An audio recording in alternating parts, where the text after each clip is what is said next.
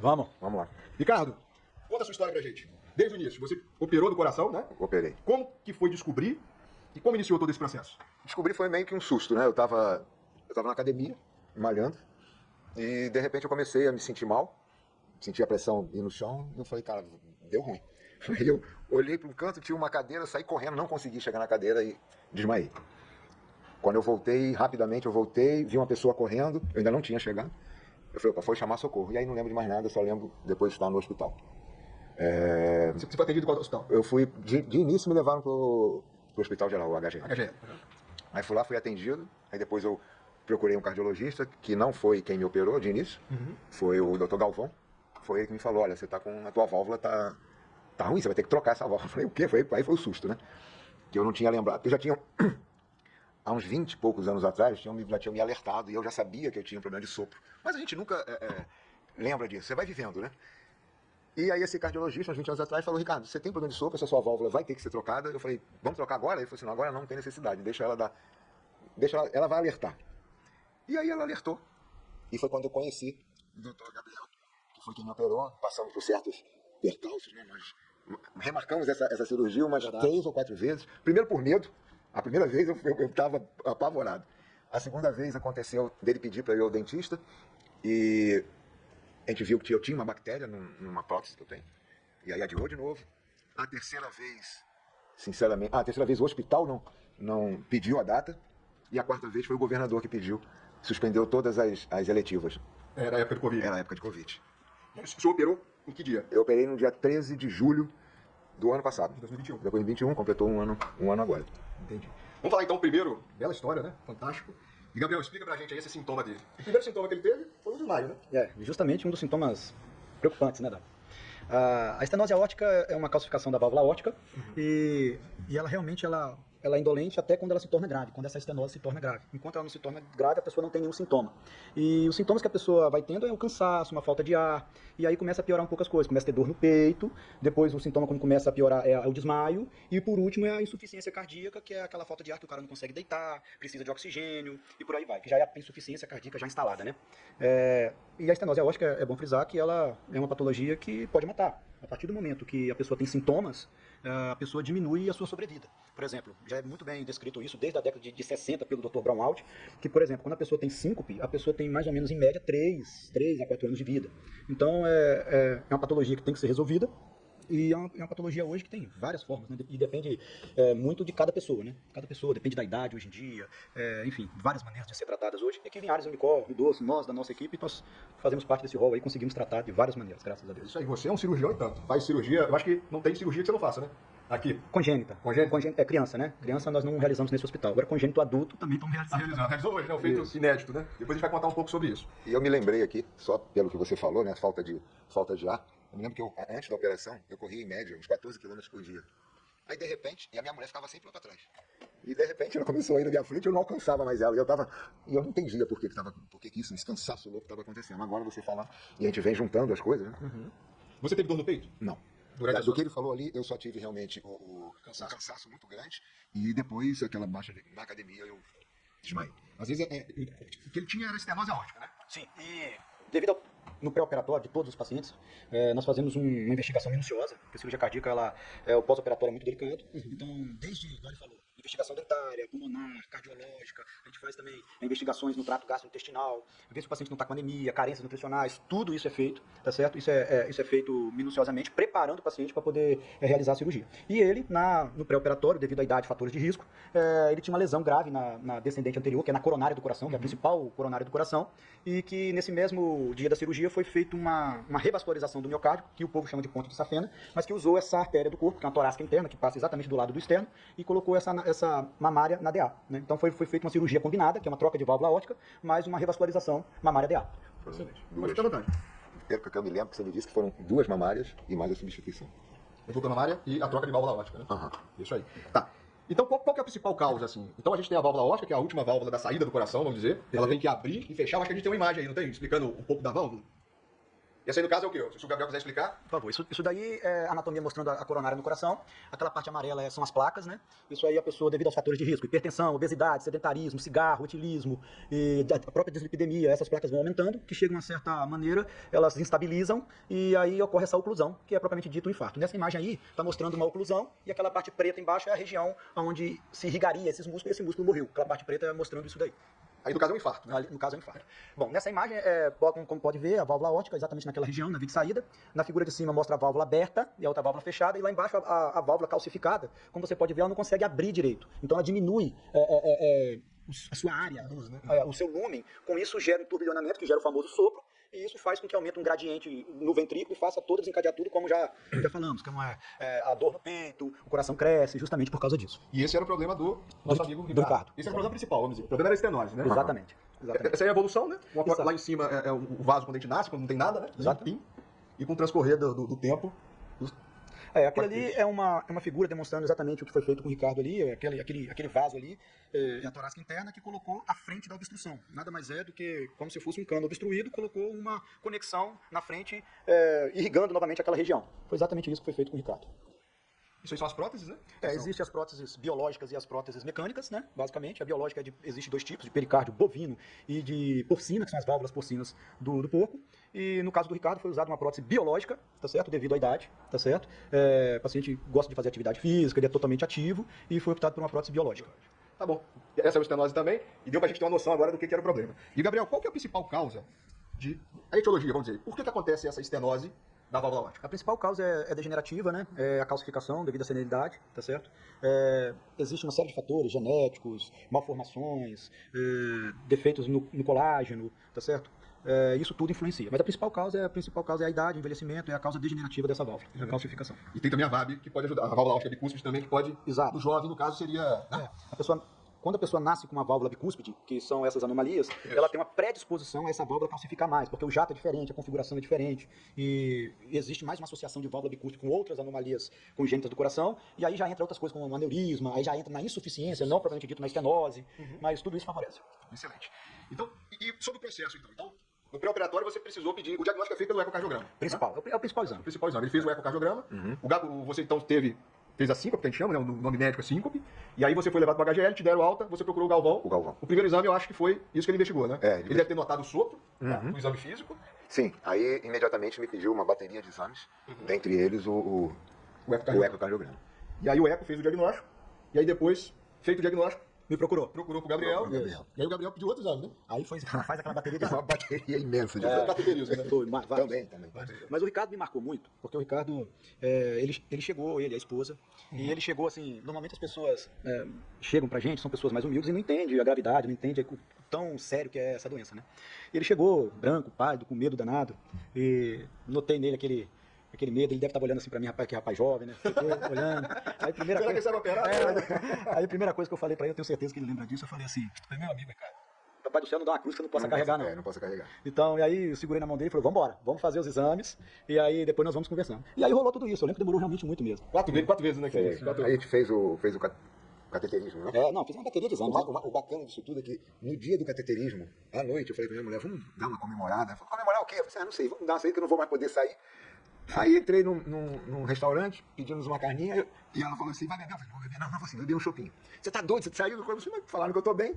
E nisso que eu tô bebendo o chopinho, quem me aparece na frente? Doutor Gabriel. Verdade. Falei, oi, cara, tudo bom? Pegou no flagra, né? Peguei no flagra. Mas você tava comemorando? Bom, tô comemorando A história que a gente tá comemorando hoje. Exatamente, já prevendo que já tá tudo bem. Isso aí. Gabriel, pergunta até aqui da internet, né? Toda cirurgia que você vai fazer, você tem que pedir cateterismo? Você precisa fazer cateterismo, aquele exame pra ver aquelas artérias? Acima de 45 anos e pacientes com fatores de risco é necessário sim, é mandatório. Hoje não necessariamente cateterismo, né? Hoje a gente pode fazer também uma angiotomografia de coronária, tá certo? Que também consegue avaliar bem as coronárias, consegue predizer com alto valor preditivo negativo, ou seja, se não tem doença eu posso ficar muito tranquilo. E aí, mas tem que ser estudado as coronárias. Acima de 45 anos, paciente que tem fatores de risco, ou seja, história familiar prévia, homens abaixo de 55 anos, mulheres abaixo de 65 anos, tudo isso é importante. Importante porque foi a oportunidade dele, que você não sabia, por exemplo, que tinha nenhuma artéria entupida, né? Então no mesmo ato cirúrgico você aproveitou, não é isso? Exatamente. Você aproveitou e fez as duas coisas ao mesmo tempo. Né? Isso aí. E é isso aí. Bem, e como é que foi a chegada no hospital? Então você foi no Gabriel, marcou a cirurgia, não é isso? Fez todo esse pré-operatório que é minucioso para te entregar pro ato cirúrgico nas melhores condições possíveis, né? E aí como é que foi chegar no hospital? Ele marcou a cirurgia? Aí conseguimos, né, marcar depois de 5 tentativas, a quinta deu certo. Aí nós fomos lá, me lembro como se fosse hoje, às 7 horas da manhã, ele olhando assim pra mim, tá tudo bem? Eu falei, tá tudo bem. Então daqui a pouco a gente se fala. Eu não lembro de mais nada, eu só lembro. Subindo. Lembro 3 horas da tarde já acordando na UTI. Depois você vai contar isso pra gente, então. Ó, chegamos ao final do primeiro bloco, do Bate-Papo das 6, hoje na presença do Dr. Gabriel Scardini, que é cirurgião cardíaco, né? E também do Ricardo Gomes, que é empresário. Ricardo Rocha, desculpa. Os dois zagueiros da seleção. Ricardo Rocha, que é empresário do ramo de energia solar e tá contando, compartilhando pra gente aí o case de sucesso dele. Até o próximo bloco.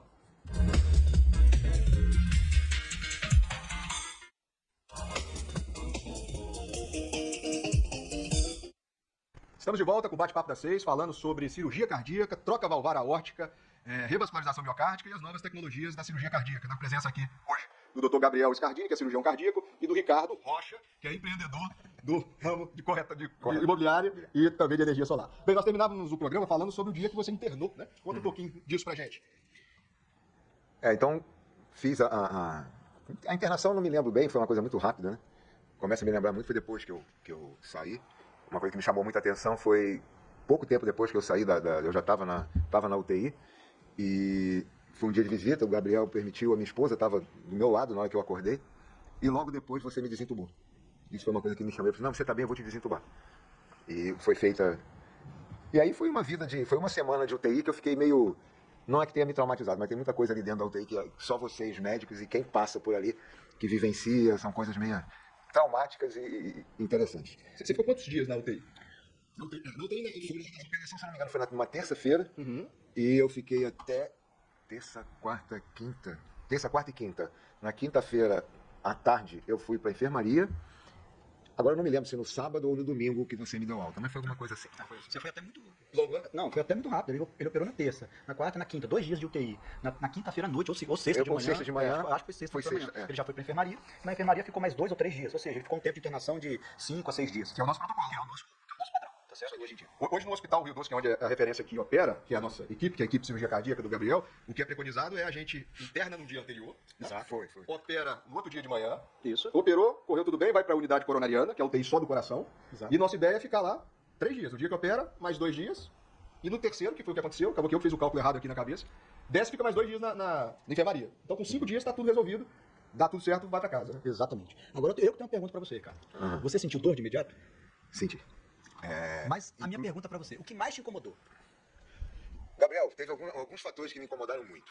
Primeiro foi a retirada do tubo, que ele é um tubo meio...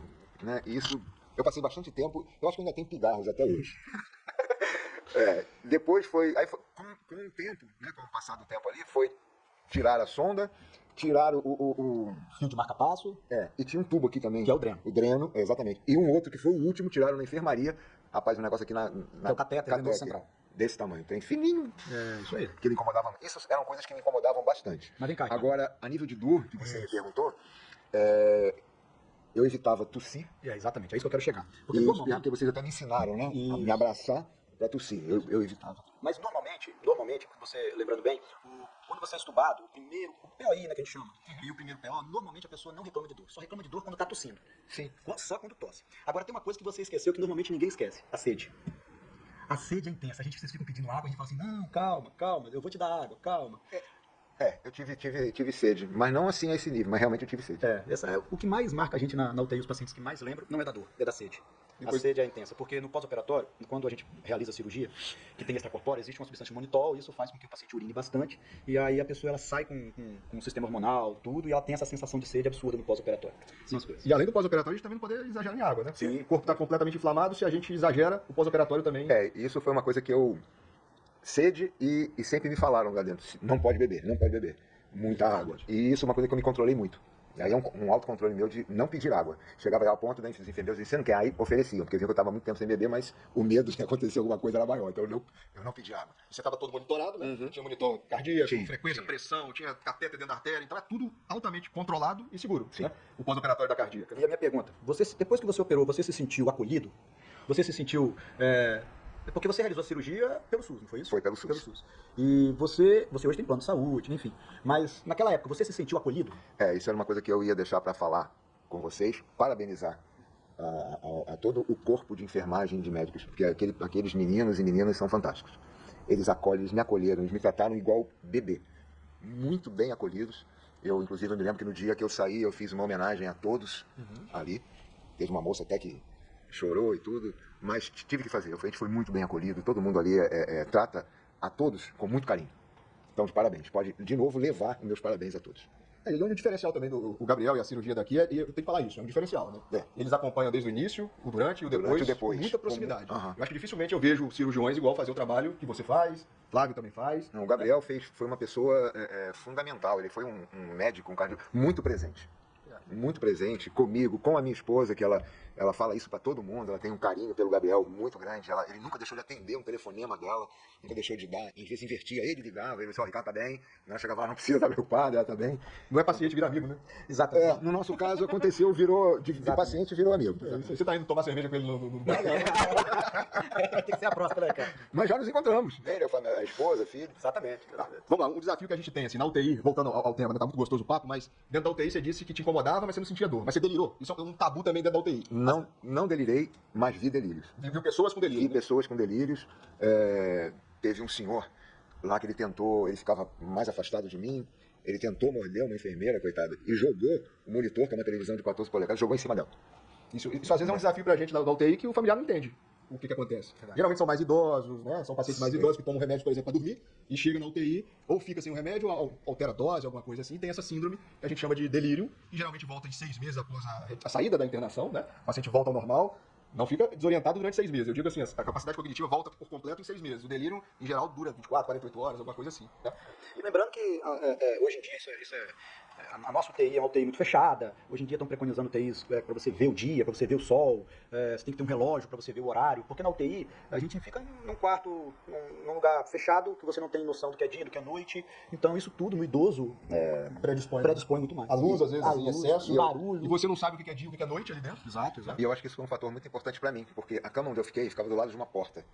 O movimento, E né? eu tinha um movimento e eu via o dia amanhecer e escurecer. E logo na frente tinha um relógio. Até eu lhe pedi para que autorizasse a entrar dos meus óculos, porque de longe eu não via as horas, eu gostaria de ver as horas. Aí ele autorizou levar os meus óculos. E isso talvez tenha me mantido mais sóbrio, né? Porque Ó, a sua cirurgia foi a tradicional, né? Você tem a foto dele aí, o Will e Enzo? Isso aí, ó. Isso aí é você da enfermaria, né? Isso aí. Então é um corte, né, Gabriel? Isso. Uma esternotomia. Uma esternotomia mediana. Tá certo? Aquele é o cateter que ele reclamou? Lá. Cateter venoso central. Isso. E hoje a gente já tem tecnologia diferenciada. Temos. Ele é tradicional. Sim. Resolve o problema, mas já tem coisa nova surgindo, né? Tem. Hoje nós temos cirurgias por mini incisões, fazendo uma tóraco-lateral, tá certo? Hoje nós temos cirurgia por catéter, só como se fosse um cateterismo, por punção, só que todas elas têm as suas indicações. Não é para todo mundo e tem as suas indicações. A prótese por catéter, para deixar claro, no Brasil e no mundo hoje, é estenose aórtica e principalmente idosos acima de 75 anos e pacientes de moderado a alto risco. Pacientes de baixo risco, ainda nós estamos realizando a cirurgia, questão de Brasil, questão de custeio, enfim. Risco de vida no ato cirúrgico, né? Isso é calculado pelo médico. Isso. Existem os scores que classificam esse paciente como alto, moderado ou baixo risco, tá certo? Então, esses scores vão predizer o risco desse paciente. Quando o paciente tem um risco muito alto, o paciente tem uma estenose aórtica, a gente realiza essa cirurgia de forma percutânea, que é passando por um catéter. Essa válvula ela é esmagadinha, passa pelas artérias, artéria femoral, ilíaca, aorta, faz o arco e consegue se implantar na válvula aórtica. Sem necessidade de abrir. Sem necessidade de abrir. E é feito aqui em Ares? Sim. É o TAV, né, que a gente chama. É a TAV. E eu não sei de dados, mas eu tenho certeza que até o ano passado a Linhares tinha o maior número de casos no Espírito Santo. A maior casuística do Espírito Santo. Maior casuística, exato. E a mini tóraco também? Faz aqui também? Também fazemos também. Tem duas mini toracotomia, que é a mediana em L, no externo, e tem a toracotomia lateral direita pelo intercostal. A mini tóraco mediana eu consigo realizar pelo SUS, já a tóraco lateral direita não, por causa de cânulas, material especial, essas coisas que fica muito mais caro e não tem muita diferença. É bom deixar claro que a diferença das incisões não influencia no prognóstico, tá bom, Ricardo? Não influencia nisso. Influencia em tempo de repouso, influencia em estética e influencia na recuperação. A pessoa tem uma recuperação um pouco mais rápida, mas em termos de sobrevida, de qualidade de vida, tudo igual.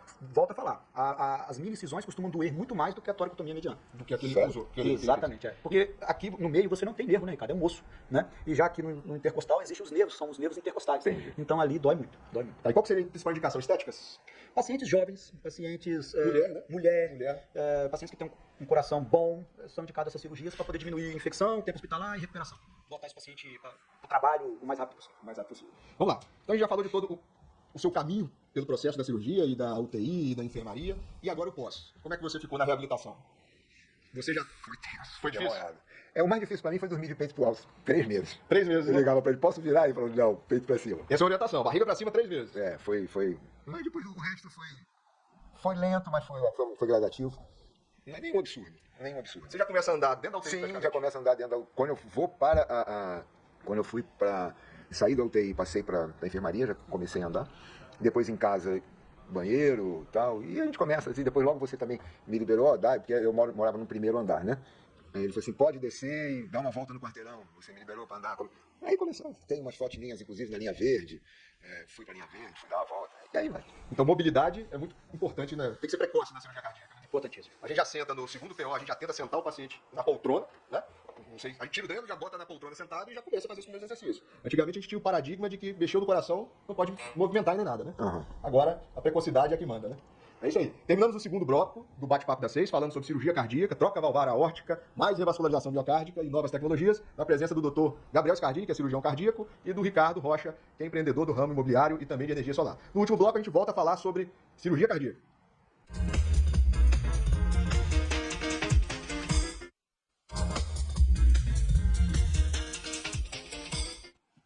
Estamos de volta para o terceiro e último bloco do Bate-Papo das 6, falando sobre cirurgia cardíaca, troca da válvula aórtica, revascularização biocárdica e suas novas tecnologias, com o Dr. Gabriel Scardini, que é cirurgião cardíaco, e o Ricardo Rocha, que é um case de sucesso, né, um dos pacientes nossos, e é empresário do ramo de imobiliário e também de energia solar. Bem, vamos agora partir para as perguntas que vieram da internet, né, e também do Instagram. Uma pergunta aqui que é a Marcilene, que é paciente sua, hein, Gabriel? Ela perguntou o seguinte: qual o principal risco de formação de coágulo dentro do coração na válvula mecânica? Bom, a válvula mecânica é um material que não é biológico, tá certo? E é uma prótese que dura o resto da vida, mas como o próprio nome já diz, é um material de carbono, enfim. E esse material é muito trombogênico, em contato com o sangue, tem que receber um anticoagulante chamado Marevan, um inibidor da vitamina K, e esse Marevan necessita de controles de NR frequentes, ou seja, no começo é semanal, depois vem quinzenal, depois mensal, até no ponto de 2 em 2 meses, checando pelo resto da vida. Então, se não tiver anticoagulação, a prótese mecânica com certeza forma trombo, pode trombosar, como existe em vários casos de pacientes que não tomam remédio, não seguem a recomendação, arrisca, a prótese trombosa, né? Os disquinhos que balançam, abre e fecha, eles simplesmente param, e aí o paciente tem um edema agudo, Um AVC. Um AVC, exatamente. Então quem escolhe aí a prótese mecânica tem que saber das responsabilidades como paciente. Exatamente. São pessoas Em geral mais jovens, né, que querem Exatamente. não operar de novo, vamos dizer assim. e que não querem engravidar, né? Engravidar. Também. A Marcelene, ela colocou uma prótese biológica, a minha escolha para ela foi sempre uma prótese mecânica, vamos botar uma mecânica, mas ela não quis de jeito nenhum. E aí a opção dela foi uma prótese biológica, mas ela tá muito bem, ela faz atividade física e ela tá indo super bem, graças a Deus. Joia, tem uma pergunta que é sua, né? Você queria saber... Sim, eu queria saber se, quando aparece, por exemplo, a gente mais novo, como aconteceu comigo, quando eu soube que tinha esse problema, existe... É primordial fazer a operação ou a gente tem que esperar a válvula dar o piripaque dela para... Excelente pergunta, Ricardo. Essa aí é uma pergunta que até muitos médicos, cardiologistas, até, como é que fala? Não levam, como pode dizer, mudou, né? Hoje em dia as coisas estão mudando. Com o advento da TAV, estão sendo feitos vários estudos, e hoje em dia a gente sabe que não precisa esperar. A partir do momento que a estenose, ela é importante, ela tem indicação cirúrgica. Ou seja, a gente não precisa esperar ter sintomas. No passado, quando eu saí da faculdade, a gente aprendeu o quê? Que só indicaria cirurgia se a pessoa tivesse sintomas. Hoje não. Quanto mais precoce, mais a gente restabelece a saúde do coração, e quanto mais precoce, tem menos risco a sua cirurgia. Então, hoje em dia, o paciente tem uma estenose aórtica grave, mesmo assintomático, é mandatório operar porque ele tem sobrevida na frente. Ou seja, muitos pensam que a gente tira o coração, muitos pensam que a gente renova o coração, desentope aquela veia, nada disso acontece. O coração, quando chegou pra gente daquele tamanho, ele vai permanecer daquele tamanho. Eu evito que ele deteriore. Então a gente troca a válvula para poder evitar que ele cresça mais, que ele hipertrofie mais, e em alguns casos até consegue dar uma melhorada, ele consegue fazer o remodelamento desse ventrículo. Melhorar a performance. Consegue, mas nisso nos casos não tão avançados. Então, hoje em dia está se fazendo estudo, advento da TAV, para estenose moderada, para poder ver se tem benefício ou não você tratar uma estenose moderada. Então, respondendo a sua pergunta, a partir do momento que ela está grave, ela tem que ser resolvida. Quer dizer que se fosse, no meu caso, hoje, 20 anos atrás, eu teria feito. Não sei se há 20 anos atrás a sua válvula aórtica... No meu momento, há 20 anos atrás, vamos lá, hoje eu estou com 64 anos. Eu com 44, 40 anos de idade, se tivesse descoberto isso, se fosse hoje, você teria feito a minha. Sim. Não teria esperado ela... Não. Então, mas aí entra um conceito, que é a estenose grave. Entendeu? Exatamente. Ela é quantificada pelo eco. Então, se você tiver uma estenose leve, você Não, vai aí não operar. faria. Não faria. Entendeu? Bom, Pelo seu que foi... ele me falou, era leve, né? Tanto que ele falou, não, vamos esperar ela dar... Exatamente, é isso sim. O conceito que mudou, só complementando, é o sintoma, né? Mas Exatamente. Porque Porque a partir do momento que você tem sintomas, você tem progressão da doença. Né? E aí, problema mecânico, quem tem que tratar é o mecânico. Dário, isso é muito comum hoje em dia, nas insuficiências, né? Porque nas insuficiências o paciente aguenta muito. Então eu vejo paciente que vem até mim, mas doutor, eu não sinto nada. Eu não sinto nada, mas por que eu tenho que operar o coração? Você tem que operar o coração, porque senão lá na frente você vai ficar com o coração com uma insuficiência, um coração grande, e que a sua cirurgia não vai ser tão benéfica quando realizada agora. O momento cirúrgico vai ser pior. Exato. Você vai ter um coração pior para recuperar a cirurgia. O risco é maior. Tá certo? Enfim. Quanto mais precoce, melhor. O time, né? Exatamente. O tempo é muito importante. Por isso que é importante acompanhar no cardiologista, né? Com continuidade, para saber a hora certa da intervenção, né? Para ter mais benefício. Vamos para mais perguntas da internet aqui. Quanto tempo dura uma válvula cardíaca artificial? Bom, essa é uma excelente pergunta. Essa é da Silvânia, que é a esposa dele, que é psicóloga, que ajudou muita gente nesse processo. Bom, a prótese mecânica ela dura o resto da vida, não precisa trocar, desde que faça o controle adequado, tome remédio adequadamente, o Marivan. As válvulas biológicas, ela depende de uma série de fatores. Hoje, disponibilizada pelo Sistema Único de Saúde, no Espírito Santo nós temos a Braille, a Sanjude, são algumas marcas de prótese.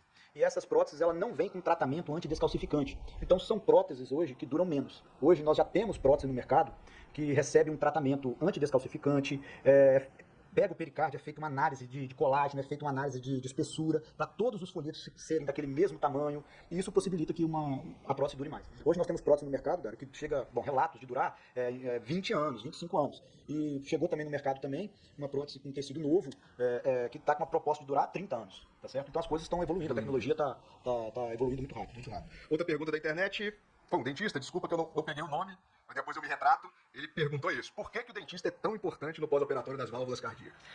Toda vez que você tem um material que não é dele próprio, uma prótese no coração, você tem que realizar profilaxia para endocardite.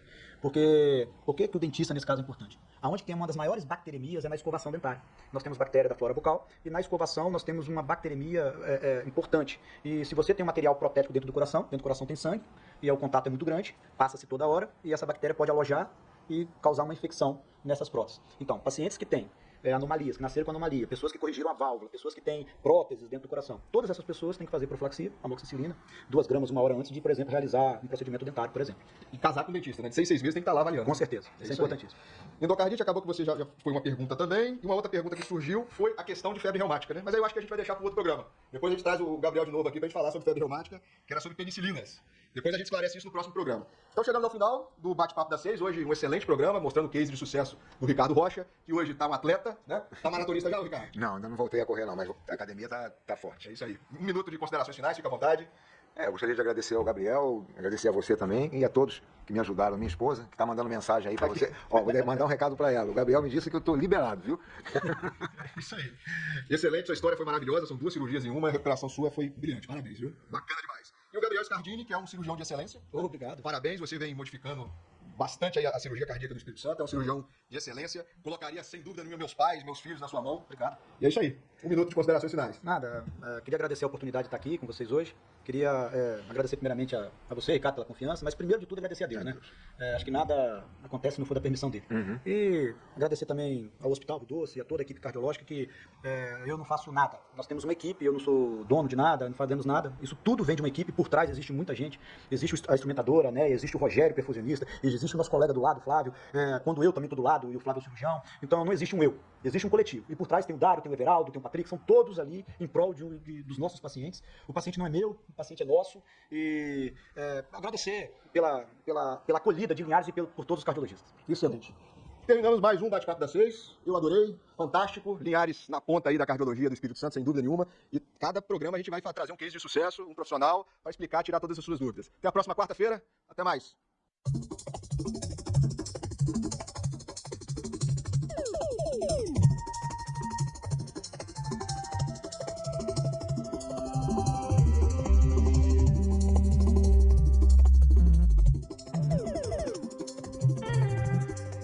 Bate-Papo das 6. Oferecimento Uniscan, diagnóstico por imagem. Rio Doce Radiologia. Unicor.